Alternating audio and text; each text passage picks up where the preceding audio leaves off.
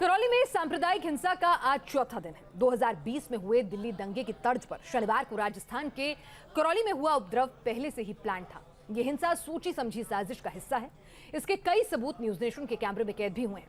News nation की team Karauli के उस इलाके में पहुंची जहां मुख्य साजिशकर्ता और आरोपी पार्षद मतलूब अहमद के जिम की छत पर पत्थरों का ढेर लगा हुआ है। तो आपको कुछ कुछ दिल्ली दंगों से ये लगभग मिलता जुलता लगेगा। आसपास के मकानों पर अभी भी पत्थर रखे हुए हैं जहां से भगवा रैली पर पथराव किया गया।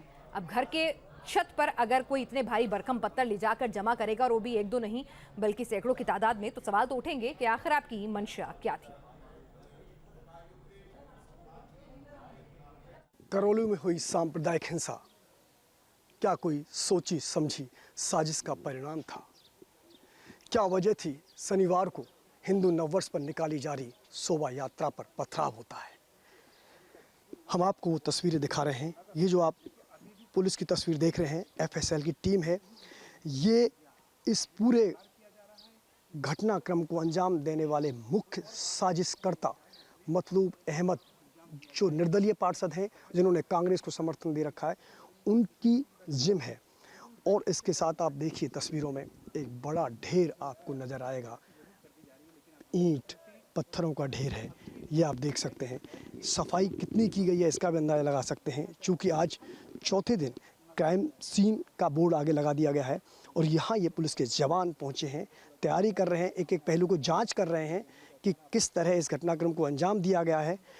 चूँकि लगातार पुलिस प्रशासन ये कोशिश कर रही है कि दोषी कोई बचे नहीं और निर्दोष कोई फंसे नहीं। इसी की तस्वीरों का परिणाम है कि एक एक चीज़ को बारीकी से तलाशा जा रहा है। एफएसएल की टीम साथ में है, चूँकि यहाँ जो आप पूरा मजमा देख रहे हैं ईंटों का, आप सामान का जो मजमा देख रहे हैं, वो साफ इशारा कर रहा है कि पूरी तैयारी थी, एक साजिश थी। चूँकि इस तरह का अमला आखिर यहाँ क्या कर रहा है? आसपास कहीं कोई कंस्ट्रक्शन का काम नहीं चल रहा है, तो फिर ये ईंटों का ढेर आखिर यहाँ क्यों है? इससे पहले यहाँ बोतलों का ढेर, डंडों का ढेर, तमाम लगे। और अब आप आसपास नज़र डालिए कि कितनी बड़ी साजिश को अंजाम देने की यहाँ साजिश थी। देखिए, आप दूर नज़र डालेंगे तो आप सबसे पहले आप मस्जिद की तरफ इशारा करिए। ये देखो, ये मस्जिद है और वहाँ पर पूरा ढेर जो आपको नज़र आएगा, ईंटों का पूरा ढेर रखा हुआ है। सवाल ये है कि आखिर छतों पर इतना बड़ा ढेर क्यों रखा हुआ है? इतनी ईंटें यहाँ क्यों जमा हैं? इतने पत्थर यहाँ क्यों जमा हैं? इसके बाद धीरे धीरे थोड़ा आप नीचे घुमाएंगे, मेरे सहयोगी राजू जरा कैमरा घुमाएं। ठीक मस्जिद के ऊपर आपको सरिये, डंडे, उनका एक ढेर नज़र आ रहा है, क्योंकि ये वो स्पॉट है जहाँ से पत्थरबाजी की गई। सबसे पहले पत्थरबाजी शुरू होती है इस मकान से, जहाँ फ़िलहाल आप तस्वीरों में देख रहे हैं। पुलिस जांच में जुटी है और इसके बाद पत्थरबाजी शुरू होती है उस मस्जिद से, जहाँ एक बड़ा ढेर आप ईंटों का देख रहे हैं, सरियों का देख रहे हैं। और आसपास कहीं भी आप नज़र डालेंगे तो अधिकतर मकानों की छतों पर आपको पत्थरों का ढेर नज़र आएंगे।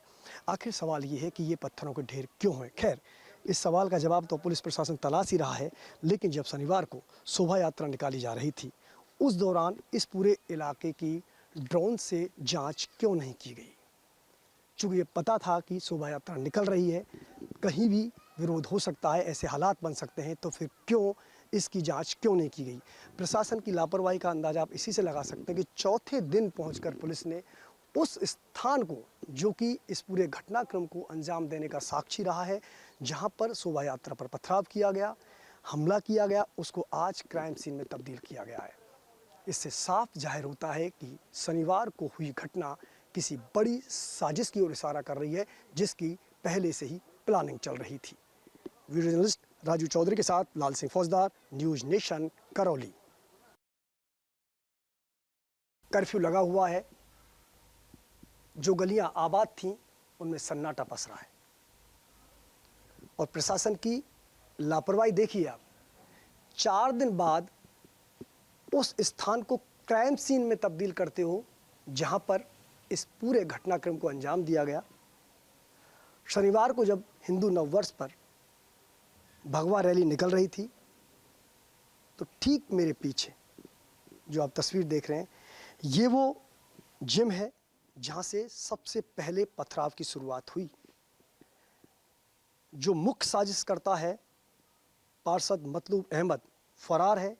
पुलिस की स्पेशल टीम उसकी तलाश में जुटी हुई है।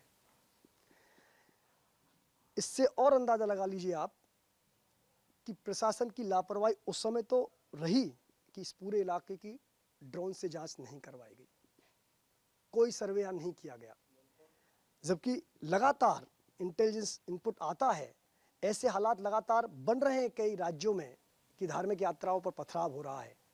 तो आखिर इतनी बड़ी प्रशासन की चूक कैसे रही? और अब आप देखिए प्रशासन की जो सबसे बड़ी लापरवाही मैं आज दिखा रहा हूँ, उससे पहले मैं तस्वीरें आपको दिखा दूँ। ये तमाम वो लोग हैं जो ठीक जहाँ से उस साजिश को अंजाम दिया गया,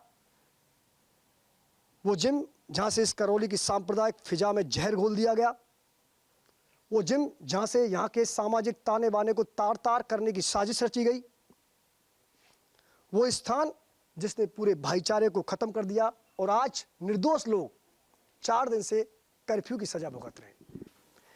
मेरे साथ आपका क्या नाम है? आप यहीं थी उस वक्त? ठीक, क्या हुआ था बताइए। कुछ भी नहीं, रैली लेकर रहे, रैली देख रहे थे हम तो, रैली देख रहे, रैली के बाद में पत्थर शुरू हो गए, बस ये देखा हमने और कुछ नहीं।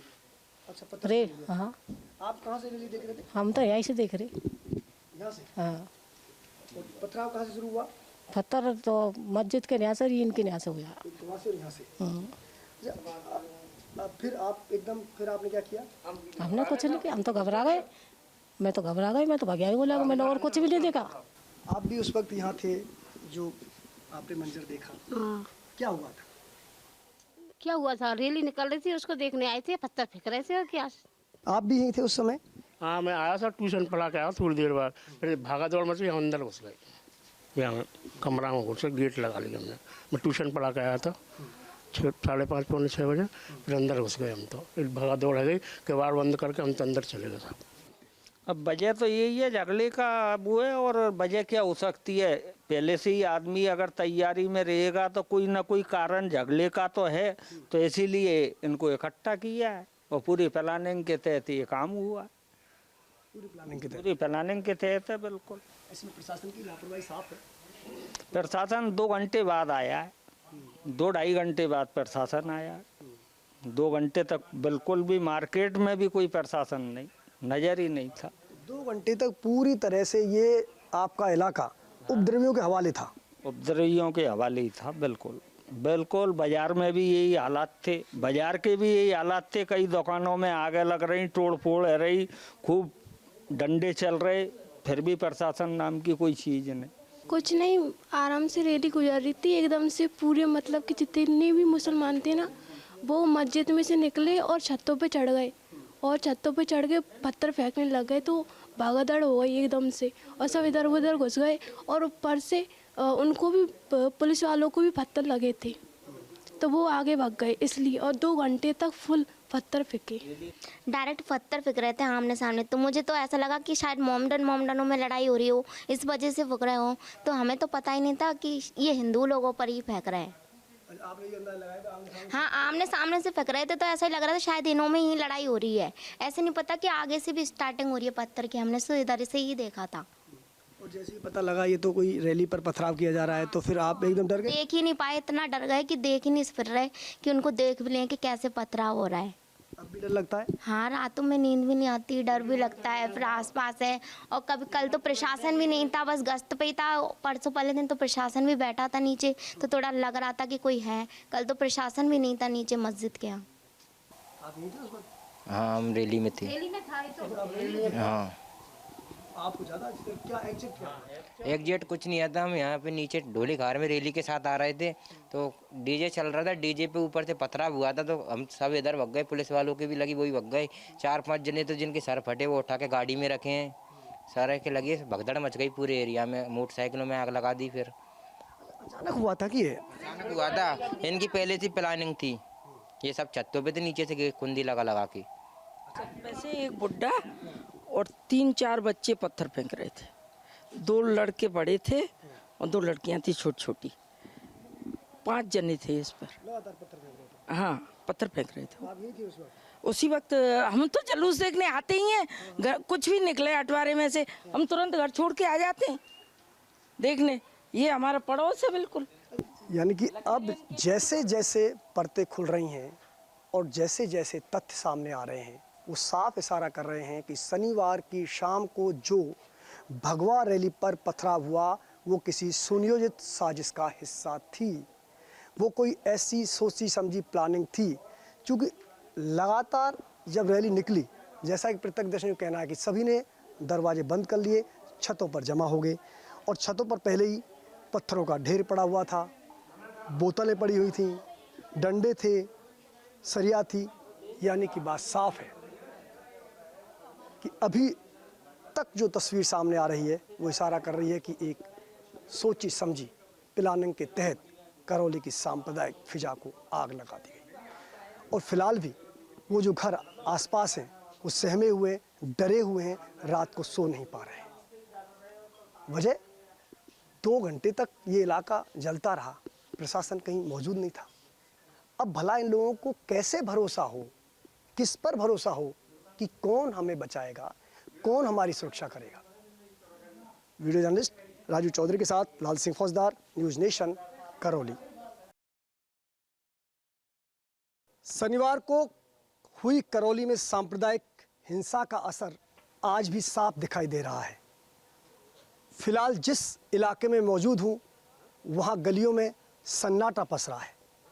अगर मौजूद हैं तो पुलिस के जवान या वो तमाम अधिकारी कर्मचारी जिनकी ड्यूटी लगी है तमाम व्यवस्थाओं को अंजाम देने के लिए। लेकिन दूर तक कहीं भी आप नज़र डालेंगे तो आपको सिर्फ़ और सिर्फ गलियों में सन्नाटा नज़र आएगा। ये गलियां जो कभी आबाद रहा करती थीं आज कर्फ्यू के कारण पूरी तरह से वीरान हैं। और ये जो निशान आप देख रहे हैं ये उसी सांप्रदायिक हिंसा के निशान हैं जो शनिवार को शोभा यात्रा पर पथराव के बाद दोनों समुदाय आमने सामने हुए, हिंसक घटनाएं हुई और ये रिजल्ट सामने आया। करीब 3 दर्जन दुकानों में इसी तरह की तोड़फोड़, आगजनी, पथराव किया गया। 40 से अधिक लोग घायल हुए, जिनमें से एक की हालत गंभीर है जिसको जयपुर रेफर किया गया है। 9 हॉस्पिटल में भर्ती हैं। शनिवार के बाद आज सोमवार यानी तीसरा दिन है।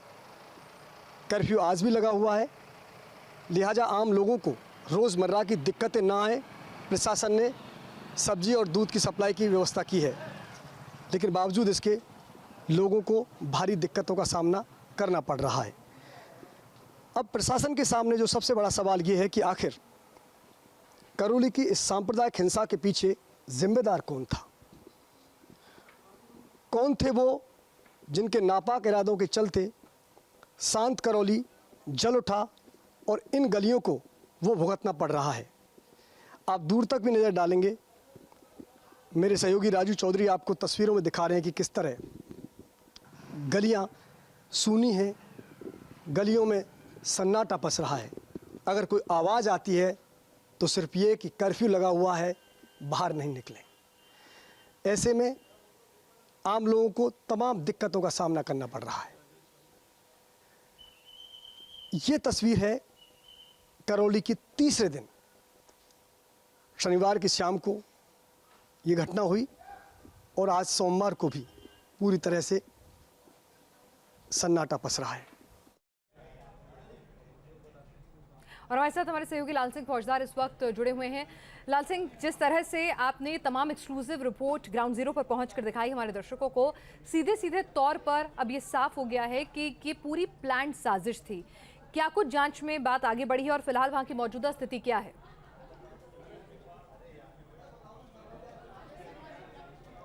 देखिए पराज, ये जिस तरह घटनाक्रम हुआ और जिस तरह करौली सांप्रदायिक हिंसा की आग में झुलस गया, इसके बाद जांच आगे बढ़ती है, पुलिस अपनी जांच करती है, लेकिन जैसे जैसे तार जुड़ते हैं तो कहीं ना कहीं एक साजिश की बू साफ आती है कि क्या कारण था कि एक भगवा रैली निकलती है, उस पर पथराव होता है, उसका कनेक्शन सिम्मी से मिलता है, जो मुख्य साजिश करता है उसका कनेक्शन सिम्मी से मिलता है, पीएफआई से मिलता है। क्या वजह है इन कनेक्शन की? ये तमाम सवाल हैं जिनके जवाब जानना बेहद ज़रूरी है। सबसे बड़ा सवाल खड़ा होता है प्रशासन पर, पुलिस पर पिलाज, कि जब ये पता था कि रैली इस इलाके से निकलेगी तो क्यों उस इलाके की ड्रोन से सर्वे क्यों नहीं किया गया?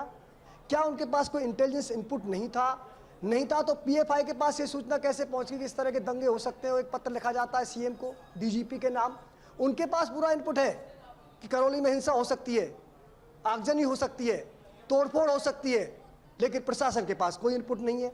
इनपुट था नहीं या होने के बावजूद कार्रवाई करने में खुद को बेबस पा रही थी पुलिस, ये बड़ा सवाल खड़ा होता है। लेकिन ये सबके बीच आज आम आदमी भुगत रहा है।